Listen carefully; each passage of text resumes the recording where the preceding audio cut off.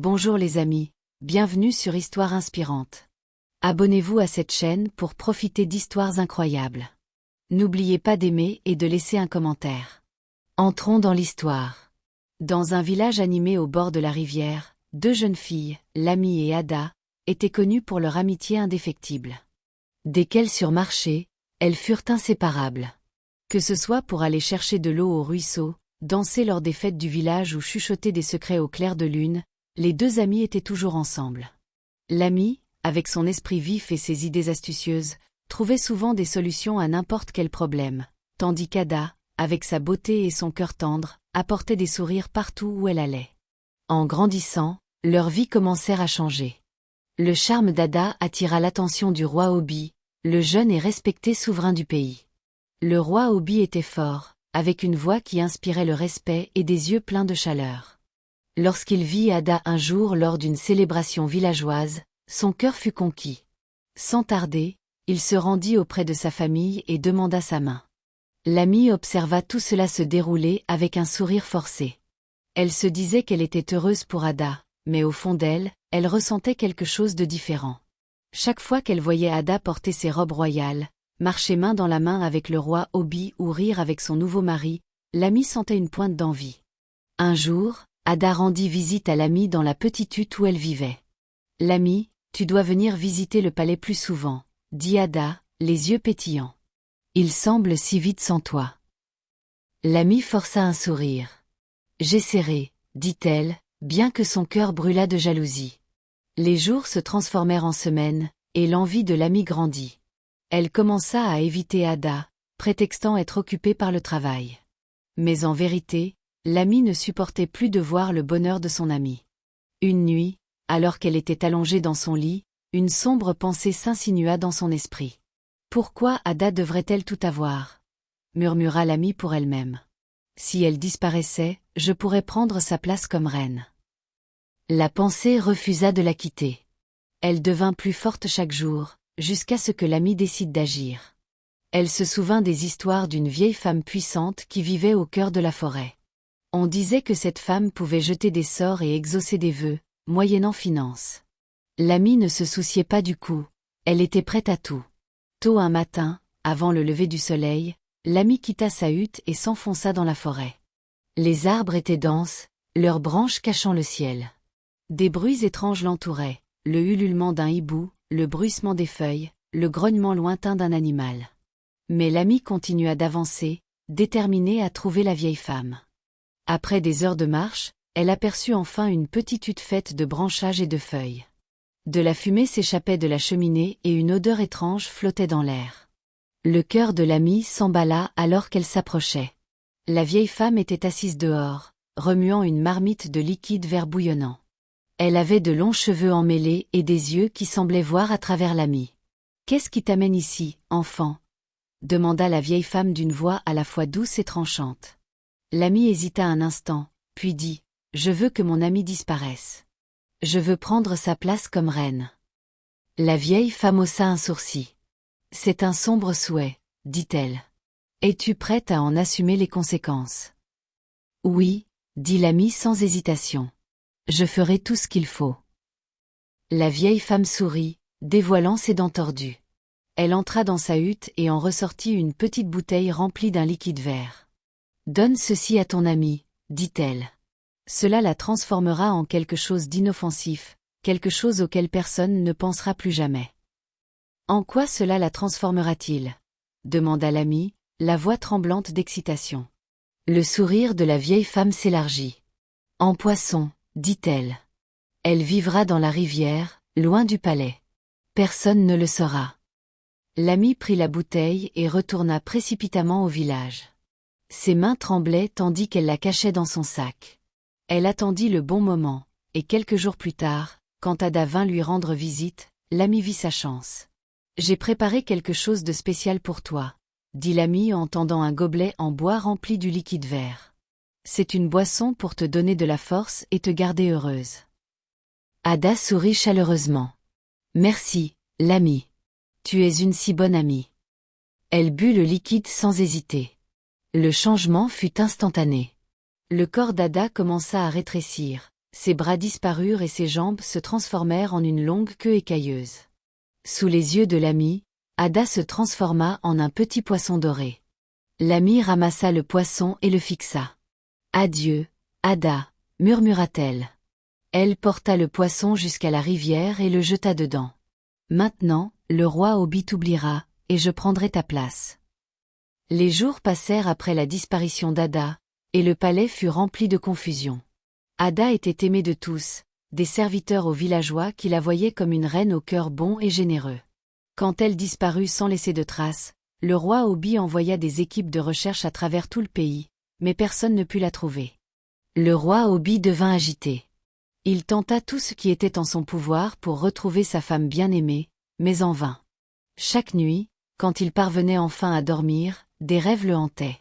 Dans ses rêves, il voyait Ada debout au bord de la rivière, le visage triste, et sa voix résonnait à ses oreilles, appelant son nom. « Obi, je suis ici.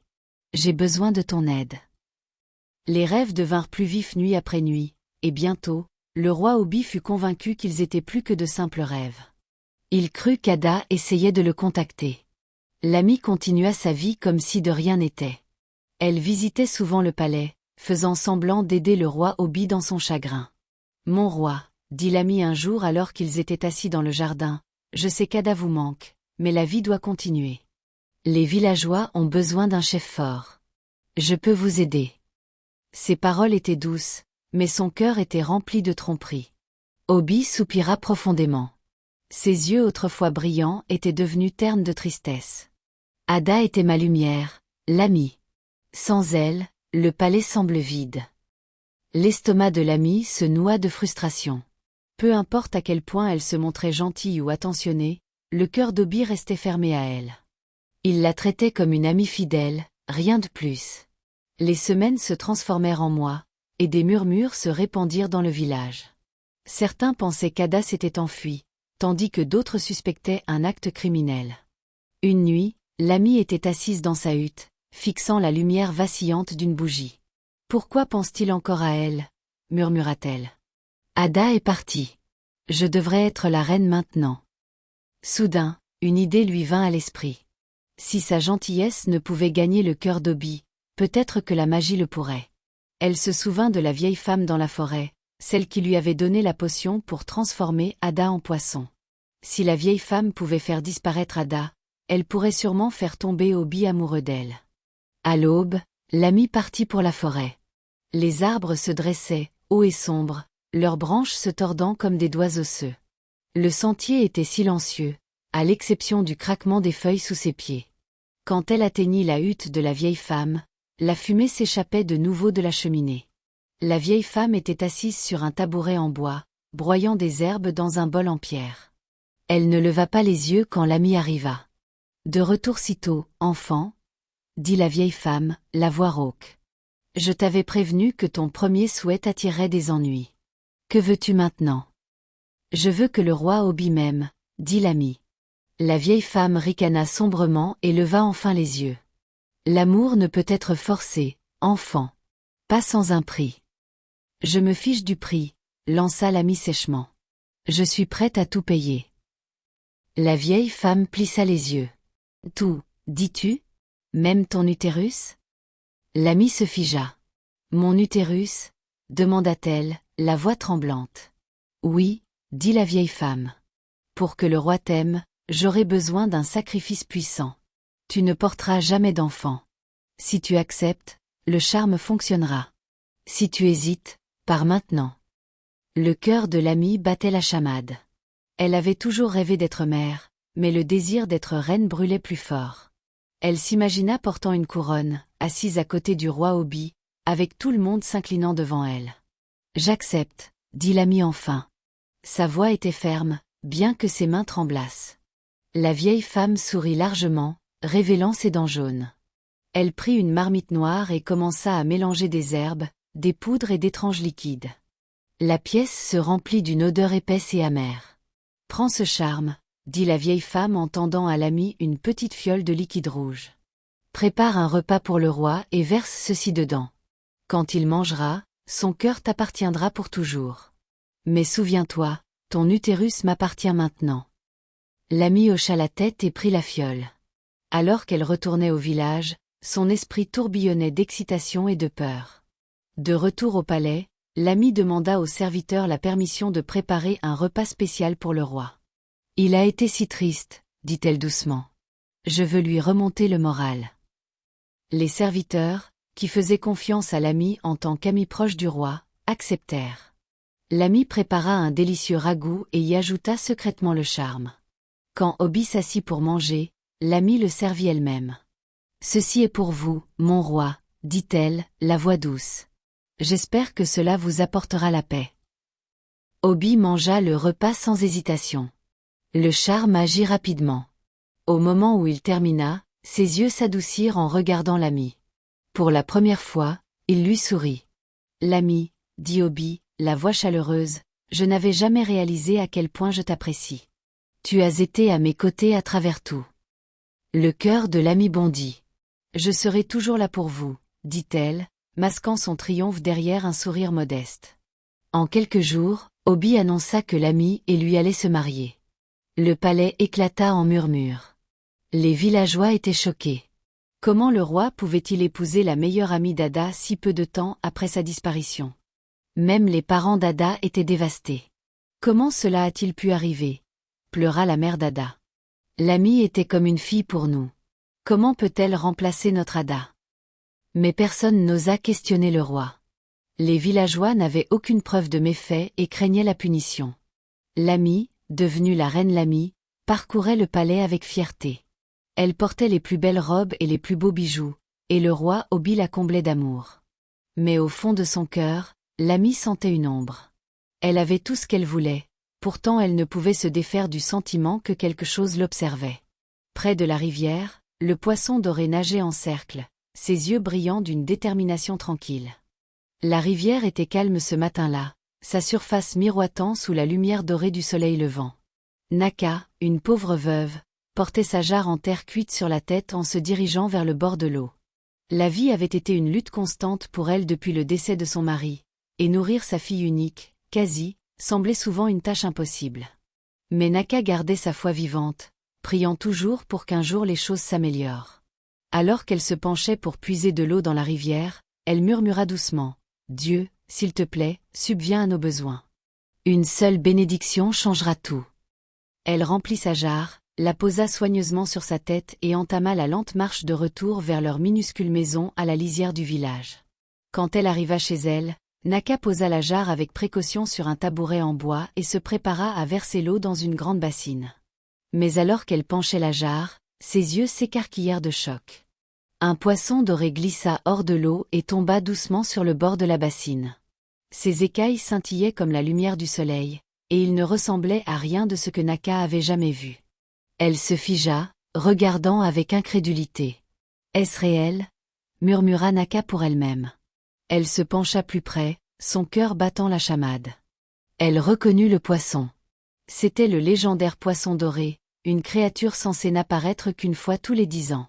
Il était rare et de grande valeur, quelque chose pour lequel les marchands et les hommes riches paieraient une fortune. « Ça pourrait tout changer, » dit Naka, la voix tremblante d'excitation. « Si je vends ce poisson, Kasi et moi n'aurons plus jamais à lutter. Dieu a vraiment répondu à mes prières. » Juste à ce moment-là, Kasi entra dans la petite pièce, portant un fagot de bois de chauffage. C'était une fille vive et curieuse, avec de grands yeux innocents. « Maman, qu'est-ce qui ne va pas ?» demanda-t-elle en voyant l'expression stupéfaite de sa mère. Naka montra le poisson du doigt. « Kasi, regarde. » Kasi laissa tomber le bois de chauffage et courut vers sa mère. Sa mâchoire tomba quand elle vit le poisson doré frétillant dans la bassine. « Maman, est-ce que c'est ce que je pense? » « Oui, mon enfant, dit Naka, la voix tremblante. C'est le poisson doré. Celui dont nous avons entendu parler dans les histoires. Si nous le vendons, nous deviendrons riches. Plus de faim, plus de lutte. » Le visage de Kasi s'illumina d'excitation. « Maman, c'est incroyable. Nous pourrons enfin quitter cette petite hutte et vivre dans une grande maison. Nous pourrons acheter de la bonne nourriture, de beaux vêtements, et peut-être même une vache ou deux. » Naka sourit à la joie de sa fille, son propre cœur rempli d'espoir. Elle souleva doucement le poisson et le plaça dans un grand bol en terre cuite rempli d'eau pour le garder en vie. « Je l'emmènerai au marché demain, dit-elle. Les marchands feront des offres pour ce poisson, et nous obtiendrons le meilleur prix. Ce soir, nous mangerons bien et célébrerons. » Quasi frappa dans ses mains d'excitation. « Oh maman, nous allons enfin être heureuses. » Mais au fil des heures, Quasi se surprit à fixer le poisson, un sentiment étrange s'insinuant dans son cœur. Le poisson semblait différent de tout animal qu'elle avait jamais vu.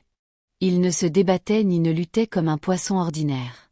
Ses mouvements étaient doux, presque gracieux, et ses yeux semblaient contenir une tristesse tranquille. Ce soir-là, pendant que Naka préparait leur souper, Quasi s'assit près du poisson et lui parla doucement. « Tu es un si beau poisson, dit-elle. C'est presque comme si tu me comprenais. Es-tu vraiment destiné à être vendu, ou es-tu autre chose ?» Le poisson nageait en lents cercles, ses écailles dorées chatoyant dans la pénombre.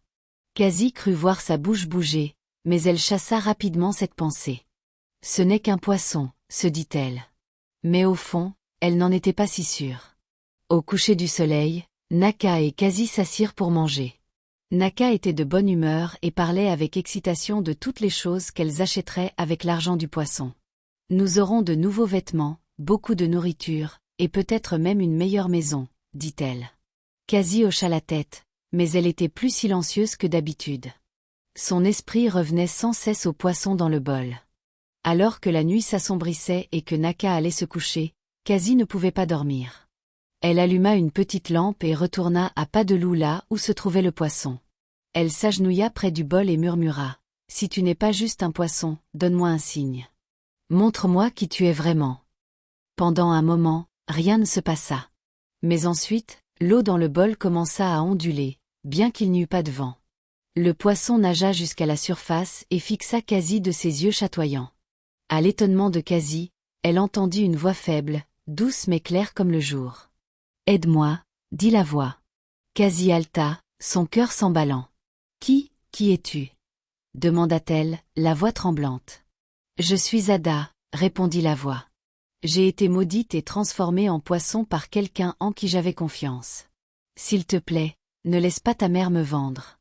J'ai besoin de ton aide pour redevenir humaine. » Les mains de Quasi tremblaient alors qu'elle tenait les bords du bol. « Comment puis-je t'aider » Mais avant qu'Ada puisse répondre, un bruit vint de l'autre pièce. Naka remua dans son sommeil, et Quasi baissa rapidement la lampe et retourna dans sa chambre. Quasi dormit à peine cette nuit-là. Son esprit s'emballait aux mots du poisson. « Je suis Ada », résonnait la voix dans sa tête, la remplissant à la fois de peur et d'émerveillement. Qui était cette Ada, et comment était-elle devenue un poisson? À l'aube, Naka était déjà réveillée, fredonnant joyeusement en se préparant pour le voyage au marché. Elle avait emballé le poisson doré dans un bol plus petit, nouant un tissu serré dessus pour le garder caché. « Quasi, lève-toi » appela-t-elle. « Aujourd'hui est le jour où nos vies changent pour toujours. » Quasi s'assit lentement, le cœur lourd. Elle ne savait pas comment dire la vérité à sa mère. Comment pouvait-elle expliquer que le poisson n'était pas seulement une créature rare, mais une humaine maudite? Sa mère la croirait elle seulement? « J'arrive, maman », répondit Quasi, la voix faible. Naka s'affairait, le visage rayonnant d'excitation. « Quasi, imagine. Nous serons enfin libérés de cette vie de souffrance. Plus de faim, plus de mendicité pour des restes. » Quasi hocha la tête silencieusement en aidant sa mère à se préparer. Mais quand ses yeux tombèrent sur le bol avec le poisson doré, elle sentit une vague de culpabilité. Comment pouvait-elle vendre un être humain vivant et respirant? Alors qu'elle marchait vers le marché, le village s'anima de bavardages et de rires. Les gens saluèrent chaleureusement Naka et Quasi, bien que beaucoup chuchotassent entre eux en voyant le bol soigneusement couvert. La nouvelle s'était déjà répandue que Naka avait attrapé quelque chose d'extraordinaire. Quand elles arrivèrent sur la place du marché, une foule se rassembla rapidement. Marchands et villageois étendirent le cou, impatients d'apercevoir le poisson doré. « Que as-tu là, Naka » demanda un marchand, les yeux brillants de curiosité. Naka sourit fièrement et retira le tissu. Des halètements emplirent l'air lorsque le poisson doré fut révélé, ses écailles brillant comme un trésor. « C'est le poisson doré » cria quelqu'un. J'ai entendu des histoires à son sujet. Il n'apparaît qu'une fois tous les 10 ans. Les marchands commencèrent à crier les uns par-dessus les autres, chacun offrant des sommes plus élevées. Je paierai 50 pièces d'or, dit un homme. 60, cria un autre. 70. Les offres montèrent de plus en plus haut, et le cœur de Naka s'emballa de joie. C'était plus d'argent qu'elle n'avait jamais rêvé. Elle jeta un coup d'œil à Quasi, s'attendant à ce qu'elle partage son excitation, mais le visage de Quasi était pâle et ses mains étaient serrées fermement à ses côtés. Quasi s'approcha et toucha le bras de sa mère. « Maman, attends, dit-elle doucement. Qu'y a-t-il, Quasi ? Demanda Naka en fronçant les sourcils. La voix de Quasi tremblait alors qu'elle disait « Maman, nous ne pouvons pas vendre le poisson. » La foule éclata en confusion. « Que veux-tu dire, enfant ?» exigea un marchand. « Sais-tu combien vaut ce poisson ?» Naka se tourna vers sa fille avec un visage fâché. « Quasi, que dis-tu ? Ce poisson est notre bénédiction. C'est la réponse à toutes nos prières. » Quasi leva les yeux vers sa mère, ses yeux débordant d'émotion. « Maman, le poisson n'est pas juste un poisson. C'est une humaine. Son nom est Ada. Elle a été maudite et transformée en cette forme. Je l'ai entendue me parler hier soir. S'il te plaît maman, nous ne pouvons pas la vendre. Nous devons l'aider. » La foule éclata de rire. « Une humaine maudite ? Quelles absurdités !» dit un homme. « C'est juste un poisson, la fille invente des histoires, » dit un autre. Mais Naka ne leur répondit pas. Elle fixa les yeux de sa fille. L'expression de Quasi était sérieuse, sa voix assurée, et il y avait quelque chose dans son ton qui fit hésiter Naka. « Quasi, » dit Naka doucement, « es-tu sûre de ça ? » « Oui, maman, » dit Quasi. « Je sais que ça semble étrange, mais c'est vrai. Si nous la vendons, nous vendrons une personne. » Les mains de Naka tremblaient alors qu'elle regardait le poisson. Ses écailles dorées luisaient, mais ses yeux semblaient différents. Presque humains. Elle sentit son cœur se tordre d'incertitude. Finalement, elle se tourna vers la foule et éleva la voix. « Je suis désolée, » dit-elle, « mais je ne peux pas vendre ce poisson. Nous le ramenons à la maison. » La foule éclata de colère. « Que veux-tu dire, tu ne le vends pas ?» cria un marchand. « Ne sois pas idiote, » cria un autre. « Sais-tu combien d'argent tu jettes par la fenêtre ?» Naka serra le bol fermement et recula. « J'ai dit non. Ce poisson n'est pas à vendre. » Les marchands la regardèrent, leur visage rouge de frustration. Un homme s'avança, la voix très tranchante. « Tu regretteras ça, femme. Tu aurais pu être riche. » Mais Naka l'ignora. Elle attrapa la main de Quasi, et ensemble, elles se dépêchèrent de sortir du marché.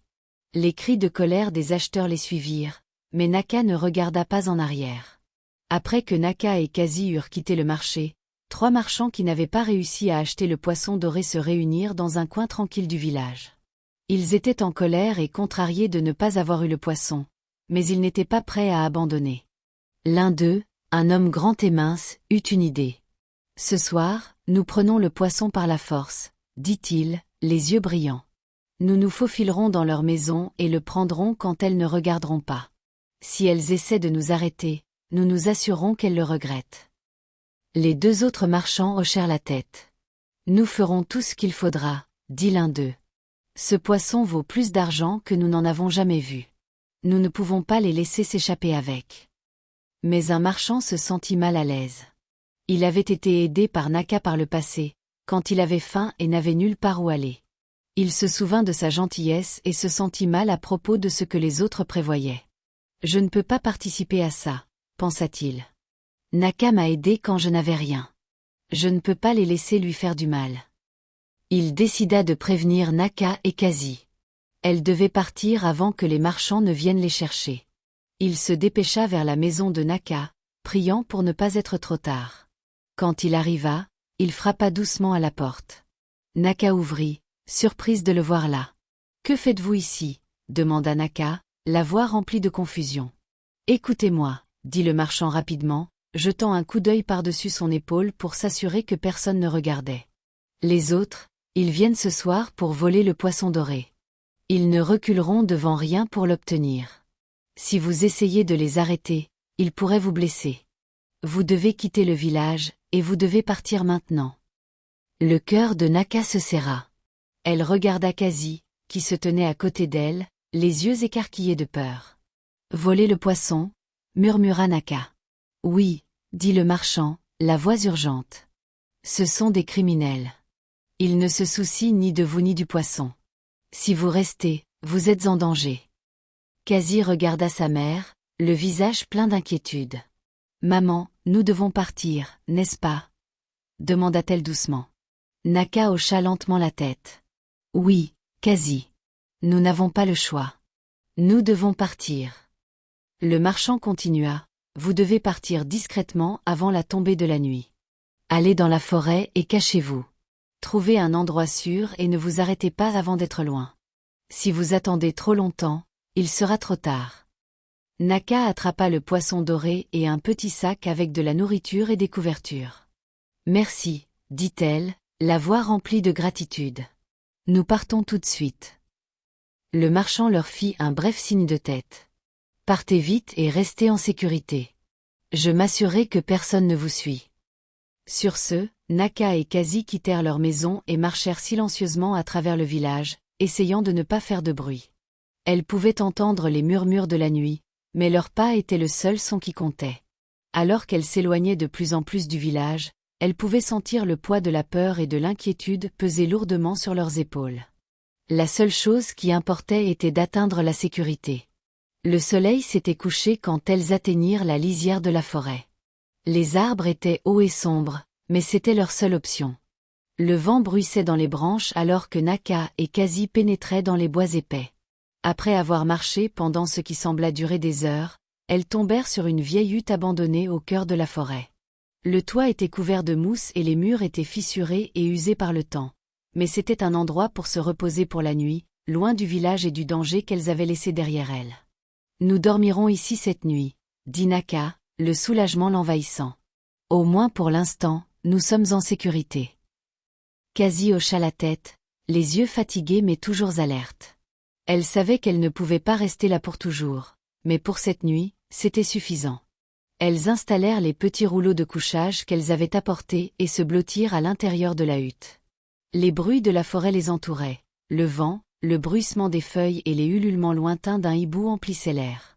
Malgré le danger, Naka ressentit un petit sentiment de réconfort. Elles avaient échappé au danger pour l'instant. Pendant ce temps, au village, l'ami était devenu sans cœur. Avec le roi Obi sous l'emprise du charme, il acceptait tout ce qu'elle disait, même quand cela n'avait aucun sens. Elle régnait sur le palais comme si elle était le vrai roi. Son doux sourire était maintenant froid et son cœur s'était changé en pierre. Un matin, l'ami envoya un messager à la mère d'Ada, la convoquant au palais. La pauvre femme accourut, pensant que quelque chose d'important s'était produit. Quand elle arriva, elle fut surprise de trouver l'ami assise sur un trône doré, entourée de serviteurs. « Te voilà, » dit l'ami avec un faux sourire. « Les cuisiniers ne préparent pas la nourriture comme je l'aime. Tu dois préparer le repas d'aujourd'hui pour moi. » La mère d'Ada fut choquée. « Votre Majesté, je ne suis qu'une femme de fermier. Il y a des cuisiniers formés au palais. Pourquoi me demanderiez-vous cela ?» L'ami se pencha en avant, la voix froide. « Je n'ai pas demandé ton avis. Je t'ai donné un ordre. Si tu refuses, toi et ta famille subirez un châtiment. Maintenant, au travail. » La mère d'Ada ravala sa fierté et se rendit dans la cuisine du palais. Elle cuisina toute la journée, préparant les repas pour l'ami, tandis que les autres cuisiniers du palais restaient là, confus et impuissants. Quand elle eut fini, l'ami goûta la nourriture et cria « C'est à peine acceptable. Reviens demain et fais mieux. » Le lendemain, l'ami envoya un autre messager, cette fois au père d'Ada. Elle lui ordonna de travailler dans le jardin royal, de tailler les haies et de planter des fleurs. Quand il arriva, le jardinier en chef du roi tenta de l'arrêter, disant « Vous n'avez pas besoin de faire ça. Nous avons assez de travailleurs ici. » Mais le père d'Ada secoua la tête. « Je n'ai pas le choix, dit-il. La reine me l'a ordonné, et je ne peux pas désobéir. » Sous le soleil brûlant, le père d'Ada travailla sans relâche. Son dos lui faisait mal et ses mains devinrent rugueuses et couvertes d'ampoules. Les villageois chuchotaient entre eux, se demandant pourquoi l'ami traitait ainsi les parents d'Ada. Les chefs du village ne pouvaient plus ignorer le comportement de l'ami. Ils se réunirent en secret pour discuter de ce qu'il fallait faire. « Elle est hors de contrôle », dit un chef. « Elle traite notre peuple comme des esclaves. Ce n'est pas la coutume de notre pays. Nous devons lui parler », acquiesça un autre. « Même si elle est reine, nous ne pouvons permettre cette cruauté. » Les chefs se rendirent au palais le lendemain matin. Ils furent conduits dans la grande salle où l'ami était assise sur son trône, portant une couronne éblouissante. « Que voulez-vous » demanda l'ami sèchement. Le chef le plus âgé s'avança et s'inclina. « Votre Majesté, nous venons en paix, mais nous devons dire la vérité. La façon dont vous traitez les villageois, en particulier les parents d'Ada, n'est pas juste. Ils n'ont rien fait pour mériter cela. S'il vous plaît, nous vous supplions de faire preuve de pitié. » Le visage de l'ami s'assombrit. Elle se leva de son trône, sa voix résonnant dans la salle. « Comment osez-vous me questionner? Je suis votre reine. Pensez-vous pouvoir me dire comment régner? Votre Majesté, nous ne voulons pas manquer de respect. » Commença le chef, mais l'ami le coupa. « Silence, rugit-elle. Si l'un de vous ose encore me manquer de respect, je vous ferai bannir de ce pays. M'entendez-vous? Vous perdrez tout et ne reviendrez jamais. » Les chefs se regardèrent, leurs visages remplis de peur et de colère. Ils savaient qu'ils ne pouvaient pas la combattre sans le soutien du roi, et le roi était complètement sous son charme. Vaincus, ils s'inclinèrent et quittèrent le palais. L'ami les regarda partir, ses lèvres se retroussant en un sourire cruel. « Que cela serve de leçon à quiconque pense pouvoir se dresser contre moi, » murmura-t-elle. Mais tandis que l'ami croyait avoir gagné, les murmures sur sa cruauté commencèrent à se répandre dans le village. Les gens qui avaient autrefois respecté la reine parlaient maintenant d'elle avec colère et peur. « Ce n'est pas une reine, » dit un homme amèrement. « C'est un tyran. Si seulement Ada était ici, elle aurait tenu tête à l'ami. » Les parents d'Ada souffraient en silence, le cœur lourd de chagrin. Chaque nuit, ils priaient pour leur fille, espérant qu'elle était vivante quelque part, loin de la méchanceté de l'ami. Pendant ce temps, de retour dans la forêt, Naka et Kazi avaient passé 2 longues journées dans la vieille hutte. La forêt était calme pendant la journée, mais les nuits étaient remplies de bruits étranges qui faisaient trembler Kazi. Le poisson doré nageait silencieusement dans la jarre en terre cuite, ses écailles chatoyantes brillant faiblement dans la pénombre. Kazi était assise par terre, les genoux ramenés contre sa poitrine. « Maman, » dit-elle doucement, « nous ne pouvons pas continuer à rester ici. Nous n'avons pas assez de nourriture et ce n'est pas sûr. » Naka regarda sa fille, l'inquiétude gravée sur son visage. Elle savait que Kazi avait raison, mais elle ne savait pas où aller. Si elle retournait au village, les marchands pourraient les trouver. Si elle restait dans la forêt, elle pourrait mourir de faim ou être attaquée par des animaux sauvages. Alors qu'elle discutait de ce qu'il fallait faire, une chose étrange se produisit. L'air à l'intérieur de la hutte devint soudainement froid, et une lumière vive apparut dans l'embrasure de la porte. Sous leurs yeux, une vieille femme entra dans la pièce. Ses cheveux étaient blancs comme neige et ses yeux brillaient comme les étoiles. Elle portait un bâton et sa voix était douce mais ferme. « N'ayez pas peur, » dit la vieille femme. « Les dieux de la terre m'ont envoyé à vous. » Naka et Kazi la fixèrent, choqués, bouche bée. « Qui êtes-vous » bégaya Naka. « Je suis une messagère des dieux, » répondit la vieille femme. « J'ai veillé sur vous la nuit, éloignant les dangers de la forêt. Vos cœurs sont purs, et les dieux ont entendu vos prières. Je sais pourquoi vous êtes ici, et je sais ce que vous désirez. » Naka serra sa poitrine, les larmes coulant sur son visage. « Pouvez-vous vraiment nous aider? Pouvez-vous ramener à sa forme humaine la fille changée en poisson ?» La vieille femme hocha la tête. « Oui, je peux aider. Mais vous devez suivre mes instructions attentivement. Il y a 2 remèdes pour briser le sort. Premièrement, vous devez prendre cette herbe rare. » Elle fouilla dans son sac et en sortit un fagot de feuilles brillant faiblement. « Frotte cette herbe sur le poisson, et il commencera à se transformer. » Mais cela seul ne suffit pas. Kazi se pencha en avant, écoutant attentivement. « Que devons-nous faire d'autre ?» Les yeux de la vieille femme devinrent sérieux. « La deuxième partie est la plus importante. Vous devez vous assurer que le roi voit Ada dans les 7 jours. Si le prince ne pose pas les yeux sur elle dans ce délai, elle restera un poisson pour toujours, et le sort ne pourra jamais être défait. Naka halta. Le roi? Mais il est dans son village. Comment allons-nous l'atteindre alors que nous ne le connaissons même pas? Comment ferons-nous pour qu'il la voie?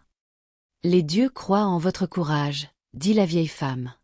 Vous ne devez pas perdre espoir. Prenez cette herbe, et je vous montrerai le chemin du retour au village. Soyez prudente, car le voyage ne sera pas facile. Elle tendit l'herbe à Naka et montra du doigt la direction du village. Suivez ce chemin, et il vous mènera chez vous. Ne tardez pas, car le temps presse. Souvenez-vous, vous avez 7 jours. Sur ce, la vieille femme disparut dans les airs, laissant Naka et quasi seule dans la hutte. Elles se regardèrent, le cœur battant.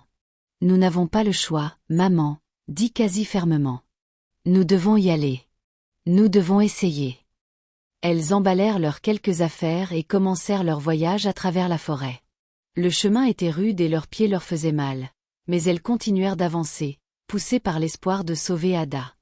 Après des heures de marche, elles atteignirent enfin la périphérie du village d'Ada. « Ce doit être ici, » murmura Quasi, la voix remplie d'émerveillement et de peur. Le village était plus grand que le leur, avec de larges rues et de hautes huttes en terre cuite. Au centre se dressait le grand palais, ses murs peints de couleurs vives. Mais en s'approchant, elles purent sentir la tension dans l'air. Les villageois chuchotaient entre eux, jetant des regards inquiets vers le palais. « Quelque chose ne va pas, » dit Naka doucement. Elles s'approchèrent des portes du palais, portant le poisson doré dans un pot couvert. Les gardes les arrêtèrent à l'entrée. « Que voulez-vous » demanda l'un des gardes. « Nous devons voir le roi, » dit Naka d'urgence. « C'est une affaire de grande importance. » Les gardes se regardèrent, ne sachant que faire. Finalement, l'un d'eux entra pour informer l'ami. À l'intérieur du palais, l'ami se prélassait sur son trône doré, entouré de serviteurs. Quand le garde l'informa des visiteuses, elle haussa un sourcil. « Qui ose venir au palais sans y être invité ?» demanda-t-elle froidement. « Elles n'ont pas donné leur nom, votre majesté, » répondit le garde. « Mais elles disent que c'est urgent et qu'elles doivent parler au roi. » L'ami ricana. « Personne ne parle au roi sans ma permission. Faites-les entrer, et elles s'expliqueront d'abord à moi. » Les gardes revinrent et escortèrent Naka et Quasi dans la grande salle. Les yeux de l'ami se plissèrent en les voyant. « Que voulez-vous » exigea-t-elle. Naka s'inclina profondément, essayant de garder sa voix stable. « Votre Majesté, nous apportons des nouvelles qui concernent le roi. Nous demandons humblement une audience avec lui. » Le visage de l'ami s'assombrit de colère. « Vous osez venir au palais et exiger de voir le roi ? Dites-moi pourquoi vous êtes ici, ou vous serez jeté dehors immédiatement. » Quasi serra fort le bras de sa mère, la peur dans les yeux. Mais Naka resta ferme. « S'il vous plaît, votre Majesté, nous ne voulons aucun mal. Nous souhaitons seulement parler avec le roi. » Le visage de l'ami s'assombrit de rage. « Alors vous pensez pouvoir me manquer de respect dans mon propre palais ?» Elle s'approcha, sa voix s'élevant. « Garde ! Emmenez ces idiotes immédiatement. » 2 gardes s'avancèrent, leurs expressions sévères. « Allons-y » aboya l'un d'eux en attrapant Naka par le bras. « Attendez » s'écria Quasi. « S'il vous plaît, nous essayons seulement d'aider. »« Silence » cria l'ami, la coupant. « Sortez-les maintenant. » Les gardes traînèrent Naka et Quasi hors du palais, ignorant leurs protestations. Une fois arrivés aux portes, ils les poussèrent dehors. « Ne revenez pas à moins d'être prête à obéir à la reine » dit l'un des gardes durement avant de claquer les portes. Naka trébucha mais se redressa rapidement, serrant fermement la jarre en terre cuite. Quasi aida sa mère, les larmes coulant sur ses joues. « Maman, » dit-elle, la voix tremblante, « que faisons-nous maintenant ?» L'ami ne voulait pas nous écouter. Naka soupira profondément, le cœur lourd. « Je ne sais pas encore, Quasi. Mais nous ne pouvons pas abandonner. Les dieux nous ont envoyés ici pour une raison, et nous devons croire qu'il y a encore de l'espoir. » Elles s'éloignèrent du palais, trouvant un endroit tranquille sous un arbre pour se reposer. Alors qu'elles étaient assises sous l'arbre, un petit groupe de villageois passa. Naka et Quasi restèrent silencieuses mais écoutèrent attentivement leur conversation. L'ami est allé trop loin, dit un homme en secouant la tête. Avez-vous entendu? Elle a fait travailler les parents d'Ada pour elle. Elle les traite comme des esclaves. C'est cruel, répondit une femme. Mais que pouvons-nous faire? Elle contrôle le roi maintenant. Il ne nous parle même plus. C'est comme s'il n'était pas lui-même. C'est ce charme qu'elle a utilisé, chuchota un autre. Tout le monde sait que le roi n'était pas comme ça avant son arrivée.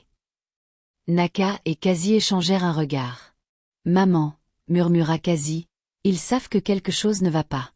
Peut-être qu'ils ont peur d'agir. Mais si nous pouvons atteindre le roi, nous pouvons l'aider à voir la vérité. Elle devait trouver la famille d'Ada et leur raconter ce qui s'était passé. Elles se levèrent rapidement, déterminées à en apprendre davantage. Excusez-moi, demanda Naka à un groupe de villageois proches. Pouvez-vous nous dire où vit la famille d'Ada? Nous devons leur parler. Les villageois virent le sérieux dans les yeux de Naka et Quasi. Ils savaient que quelque chose d'important se passait. Leur maison est juste plus bas sur la route, près du grand manguier, dit l'un des villageois en montrant du doigt le bord du village. Mais soyez prudente, les hommes de l'ami sont partout. Ne les laissez pas vous voir. Merci, dit Quasi doucement, et elles marchèrent rapidement vers la maison. En atteignant le bord du village, elles trouvèrent la maison avec un petit jardin devant. Naka frappa doucement à la porte, et après un moment, les parents d'Ada apparurent. Ils avaient l'air fatigués et tristes, leur visage plein d'inquiétude. « Pouvons-nous vous aider ?» demanda le père d'Ada, la voix douce. « Nous sommes des amis d'Ada, » dit Naka, le cœur battant. « Nous savons ce qui lui est arrivé. Elle n'est pas perdue. Elle est vivante, mais elle a été transformée en poisson. » Les parents d'Ada se regardèrent, choqués. « Elle est vivante ?» demanda la mère d'Ada, la voix tremblante. « Mais comment ?» Naka hocha la tête. « Elle a été transformée par magie. Nous essayons de trouver un moyen de l'aider, mais nous avons besoin de votre aide. Nous devons parler au roi. » Les parents d'Ada restèrent silencieux un moment, la tristesse remplissant leurs yeux. Voir leur fille en poisson était déchirant. Ils avaient craint le pire pendant si longtemps, et maintenant ils savaient qu'elle était toujours là, mais piégée. « Je savais que quelque chose n'allait pas, » dit le père d'Ada en secouant la tête. « L'ami a été si cruel envers nous. Nous avons tout essayé, mais le roi ne nous écoute plus. » La mère d'Ada essuya ses larmes. « Nous pensions l'avoir perdue pour toujours, mais vous dites qu'elle est toujours vivante. » Naka hocha de nouveau la tête. « Oui, elle est sous la forme d'un poisson. Nous l'avons avec nous maintenant. » Les parents d'Ada semblaient à la fois soulagés et le cœur brisé. Ils étaient heureux que leur fille soit toujours vivante, mais la pensée qu'elle soit piégée de cette manière les remplit de tristesse. La mère d'Ada essuya à nouveau ses yeux. « Nous avons tout essayé. Le roi ne nous écoute plus. Il est sous le charme de l'ami, et maintenant elle contrôle tout. Le seul moyen d'atteindre le roi est par le récolteur de vin de palme. » « Le récolteur de vin de palme ?» demanda Quasi, confuse. « Oui, » expliqua le père d'Ada. « Le récolteur de vin de palme est le seul en qui l'ami a confiance. C'est la seule personne qu'elle autorise à entrer au palais. Si nous pouvons le trouver et obtenir son aide, c'est le seul moyen d'atteindre le roi. » Ce soir-là, après avoir parlé discrètement avec Naka et Quasi, les parents de l'ami, d'Ada, prirent une décision. Ils iraient trouver le récolteur de vin de palme et lui demanderaient son aide. Même s'ils avaient peur de ce qui pourrait arriver, ils savaient que c'était leur seul espoir de ramener Ada. Le récolteur de vin de palme vivait à la lisière du village, près des hauts palmiers. Quand ils arrivèrent à sa petite hutte, les parents d'Ada expliquèrent tout, lui racontant comment leur fille avait été transformée en poisson par la magie de l'ami. Le récolteur écouta attentivement, le visage sérieux. « J'ai entendu des rumeurs de choses étranges se passant au palais, » dit-il doucement. « Je vais vous aider, mais c'est dangereux. Si l'ami le découvre, elle fera tout pour nous arrêter. »« Nous comprenons, » dit la mère d'Ada, les larmes aux yeux. « Mais nous ne pouvons pas perdre Ada. S'il vous plaît, aidez-nous. » Le récolteur de vin de palme accepta de les aider, et après réflexion, il élabora un plan. « J'emporterai le poisson au palais. Je le cacherai à l'ami et j'attendrai le bon moment. Quand le roi se rapproche, Je lui montrerai le poisson. Si les dieux sont de notre côté, Ada retournera à sa forme humaine, et le sort sur le roi se brisera. Les parents d'Ada furent remplis d'espoir. Le récolteur de vin de palme prit soigneusement le poisson, l'enveloppa dans un tissu et se mit en route vers le palais. Quand il arriva aux portes du palais, il fut arrêté par les gardes de l'ami. Ils étaient méfiants, mais le récolteur de vin de palme les convainquit rapidement qu'il était juste là pour apporter un cadeau spécial au roi. Ils l'autorisèrent à entrer. À l'intérieur du palais, le récolteur se fraya un chemin dans les couloirs, essayant d'éviter l'ami. Il trouva un coin tranquille et attendit, cachant soigneusement le poisson. Bientôt, il entendit les pas du roi approchant. Le roi apparut, l'air fatigué et perdu, comme s'il n'était pas complètement réveillé. Le récolteur se leva, tenant le poisson dans ses mains. « Votre Majesté, » dit le récolteur en s'inclinant profondément, « j'ai quelque chose pour vous. » Le roi eut l'air confus mais s'approcha. Le récolteur déballa lentement le tissu, révélant le poisson doré. Dès que le roi le vit, ses yeux s'écarquillèrent. Quelque chose au fond de lui s'agita. Il tendit la main et toucha le poisson, et ce faisant, quelque chose de magique se produisit. Dans un éclair de lumière vive, le poisson commença à briller. Le roi recula, choqué, alors que le poisson doré commençait à changer. Les écailles scintillèrent et disparurent, et sous les yeux du roi, Ada apparut sous sa forme humaine, debout devant lui, aussi belle et gracieuse que jamais. Ada regarda autour d'elle, confuse, mais vit alors ses parents debout dans un coin, leurs visages remplis de larmes de joie. « Ada !» cria sa mère. « Tu es de retour. Tu es de nouveau humaine. » Ada regarda ses parents, puis le roi, dont le visage était passé de la confusion à la compréhension. Pour la première fois depuis longtemps, il semblait libéré du sort que l'ami avait jeté sur lui. Le roi s'avança, et avec un doux sourire, serra Ada fort dans ses bras. « Je suis tellement désolé pour tout ce que tu as traversé, Ada, » dit-il, la voix remplie de regret. C'était entièrement l'œuvre de l'ami. Elle m'a piégé dans un sort, et je ne pouvais pas voir la vérité. Je t'ai blessé, toi et ta famille, et je le regrette profondément. Ada, sentant la chaleur de l'étreinte du roi, leva les yeux vers lui. Son cœur était rempli de soulagement, mais elle pouvait aussi sentir le poids du chagrin du roi. Elle avait vécu tant de choses, mais entendre ses excuses la fit se sentir un peu plus légère. « Vous étiez sous un charme, votre majesté, » dit Ada doucement. « Vous ne pouviez pas savoir. » Le roi hocha la tête tristement. « J'aurais aimé savoir plus tôt. J'aurais dû voir ce que l'ami faisait. Mais elle m'avait sous son contrôle. Maintenant que le sort est brisé, je vois les choses clairement. » Il se tourna vers les parents d'Ada, qui se tenaient à proximité, et inclina la tête. « Je vous dois à tous des excuses aussi. J'ai échoué à protéger votre fille, mais je ferai tout ce que je peux pour réparer les choses. » Les parents d'Ada regardèrent le roi, leur visage rempli d'un mélange de tristesse et de soulagement. « Merci, votre majesté, » dit le père d'Ada, la voix tremblante d'émotion. « Nous sommes juste heureux de retrouver Ada. » Le roi leur sourit à tous, le cœur plein de gratitude. « Ensemble, nous reconstruirons ce qui a été brisé. Le mal de l'ami est terminé, et elle ne fera plus jamais de mal à personne. » La mère d'Ada tendit la main et serra sa fille dans ses bras, les larmes de joie coulant sur son visage. « Notre famille est de nouveau entière. Merci, votre majesté, d'avoir réparé les choses. » Le roi regarda le père d'Ada, surpris et curieux. « Comment saviez-vous tout cela ?» demanda-t-il. « Comment avez-vous découvert le sort ?» Le père d'Ada inclina la tête en signe de respect avant de répondre. « Votre majesté, il y a une femme nommée Naka et sa fille Kazi. Elles sont des étrangères pour nous, mais elles sont venues à notre aide quand nous n'avions personne d'autre vers qui nous tourner.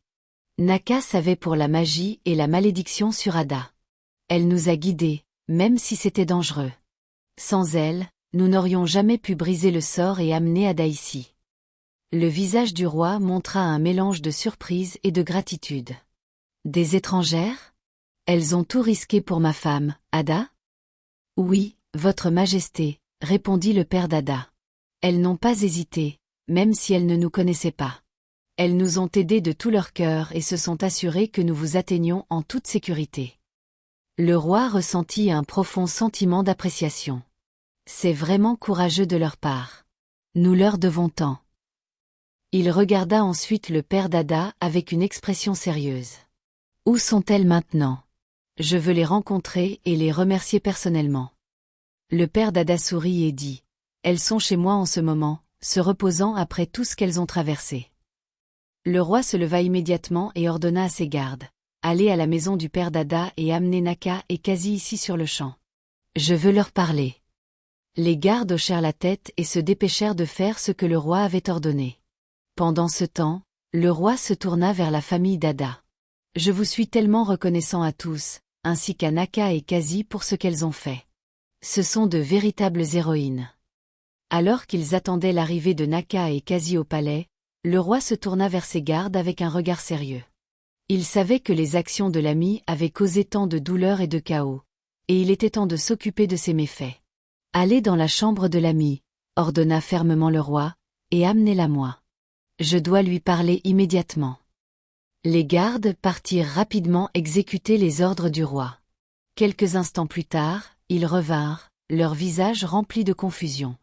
Votre Majesté, dit l'un des gardes en s'inclinant profondément, l'ami n'est pas dans sa chambre. Nous avons cherché partout, mais elle est introuvable. Le roi se mit en colère. Pas dans sa chambre? Où a-t-elle bien pu aller? Il regarda autour de lui comme s'il s'attendait à voir l'ami apparaître soudainement. Les gardes échangèrent des regards mal à l'aise. Nous ne savons pas, Votre Majesté. C'est comme si elle s'était évanouie. Le roi fit les 100 pas un moment, l'esprit en ébullition. Il semble qu'elle ait fui. Elle sait que son heure est venue, dit-il, la voix basse. Il se tourna de nouveau vers les gardes. Envoyez message dans tous les coins du royaume. Personne ne doit l'aider. Si elle est dans le village ou la forêt, nous la trouverons. Et si quelqu'un essaie de la cacher, il sera puni. Pendant ce temps, l'ami s'était enfui dans la hutte de la vieille sorcière, précédemment vieille femme, au cœur de la forêt. Son visage était rempli de colère et de détermination alors qu'elle parlait à la vieille femme. « Je dois détruire le roi et Ada, dit-elle férocement. J'ai besoin d'un charme qui m'aidera à prendre le contrôle du royaume une bonne fois pour toutes. » La vieille femme, assise sur un tabouret en bois, lança un regard sombre à l'ami. Elle murmura une étrange incantation à voix basse, puis fouilla dans sa collection de jarres et de poudre. Après un moment, elle tendit à l'ami une petite bourse noire. « Ce charme te donnera le pouvoir de mettre fin à leur vie, » dit la vieille femme d'une voix rauque. « Mais il y a une règle que tu dois suivre. Quand tu retourneras au palais, ne te retourne pas. Peu importe ce que tu entends, peu importe qui t'appelle par ton nom, garde les yeux devant toi. Si tu échoues, le charme se retournera contre toi. » L'ami hocha la tête, serrant fermement la bourse. « Je comprends, » dit-elle, déterminée. « Rien ne m'arrêtera. » Les yeux de la vieille femme se plissèrent. « Souviens-toi, l'ami, tu as choisi un chemin dangereux. N'échoue pas. » L'ami quitta la hutte, la bourse serrée dans ses mains. Son esprit bouillonnait de pensées de pouvoir et de vengeance. Alors qu'elle traversait la forêt en direction du palais, elle entendit une voix derrière elle. L'ami, ma belle reine, appela doucement la voix. La femme la plus puissante du pays. Les pas de l'ami hésitèrent. Elle adorait être louée, et les mots la remplirent de fierté. Mais elle se souvint de l'avertissement de la vieille femme et continua de marcher, refusant de se retourner. La voix appela de nouveau, cette fois plus séduisante. L'ami. Celle qui régnera sur le royaume. Le peuple t'aime. Ne veux-tu pas en entendre plus? L'ami ralentit, son cœur battant la chamade. Les mots étaient si tentants, et sa fierté enfla. Elle s'arrêta net, sa curiosité la submergeant. Elle tourna légèrement la tête pour voir qui parlait. À cet instant, le charme se retourna contre elle. Une puissante vague de ténèbres la submergea, et l'ami poussa un cri strident. Son esprit s'obscurcit, et ses pensées devinrent chaotiques. Elle laissa tomber la bourse et commença à rire de manière incontrôlable.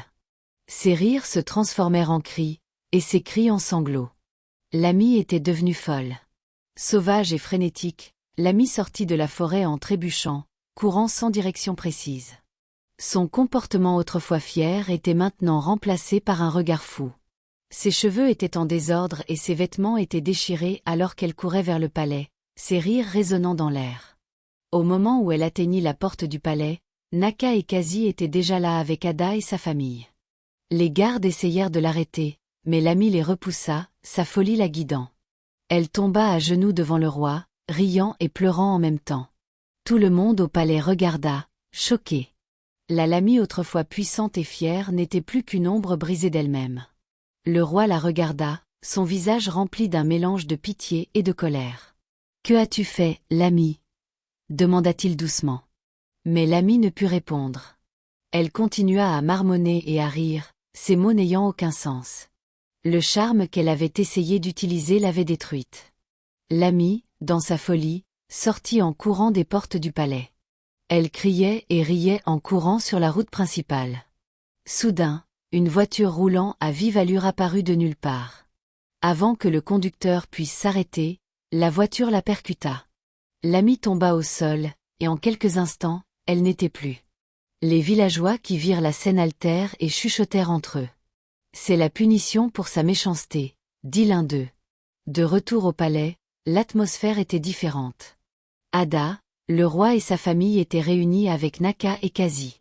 Le roi se leva et regarda Naka et sa fille avec la gratitude dans les yeux. « Je ne sais pas comment vous remercier assez, » dit le roi.